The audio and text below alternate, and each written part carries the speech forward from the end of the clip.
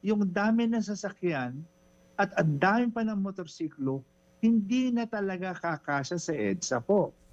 So, ano po pwedeng suggest po natin? Yun na nga po, yung lane sharing. Yung there is a specific time po na baka po pwede, gamitin, yan po, parang baka po pwede natin ipagamit sa mga nagmomotorsiklo dahil talagang walang dadaanan ang traffic na yan. Pangalawa, ang motorcycle is ang bilis mag-overheat yan. Bukod sa maiinitan yung mga nag-rider niyan, kaya yung gumagawa ng ano yan na parang hindi masyadong matraffic because in the heat factor na sinasabi natin, plus the pollution na tinatawag natin. Saka hindi rin exclusive sa mga motorsiklo yung lane nila eh. Dinadaanan din ng mga kotse, saka ng ibang sasakyan. Aminin po natin, diba? EDSA is not built to have a motorcycle lane. Oo. Kaya nga po ang inaano namin dyan, ang sinisigaw po namin dito, yung kami mga nagmamotorsiklo, yung mga organized group like Arangkada, kagaya sa amin, is lane sharing. Let me give you an example, sir. Let's go to C5, just the whole stretch ng Libis. During rush hour, during traffic, makikita mo lahat ng mga motorsiklo is there occupying the rightmost portion, which became the bike lane.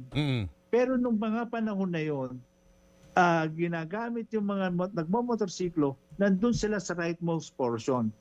Parang yung parang naging tawag dito, naging norm na parang pagka-traffic, pagka-rush hour, ganyan, stick to doon kayo sa kanan, doon kayo pumwesto para walang problema.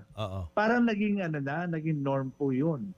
Pero under your suggestion po na sharing, paano niyo ipapatupad ito? Anong klaseng arrangement ba ang gusto niyo mangyari? Okay. Tingnan po natin tingnan natin yung kung ganong karami ang mga motorsiklo at saka yung mga nagbibisikleta. Kung titingnan po natin dyan sa video po, napakarami ng mga motorsiklo. Ngayon, nagbibigay naman ng mga yan kung sakasakaling may mga bisikletang dumadaan. Sakasakali. Tapos, never naman na nagbibisikleta, bihira na talagang sasabak yan sa traffic talaga dahil una, polusyon, pangalawa, yung mga usok, etc. Tapos yung init ng panahon. So, they normally ride their bike at around yung medyo hapon-hapon na, ng mga medyo gabi na, o kaya sabihin natin yung umaga-umaga, yung bang parang hindi sila maapektuhan ng init na yung weather talagang sabihin natin. Yan ay based on your observation as a rider. Yes, nakikita nyo yun. Yes. Hindi ganun karami. Yes, hindi compared to motorcycles. Yes po.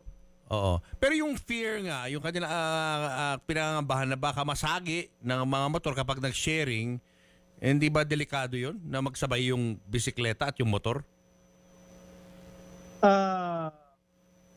As far as I'm concerned naman po, sir, kung titignan natin, maingat naman yung mga nagmomotor lalo na pagka ganyang single lane yan. Yung half lang ng lane, ng isang lane natin. Maingat ang mga nagmomotorsiklo. Tapos mag-iingat lalo yan pagka may sabihin natin, may mga nagbibisikleta. Wala pa naman talaga nakikitang case.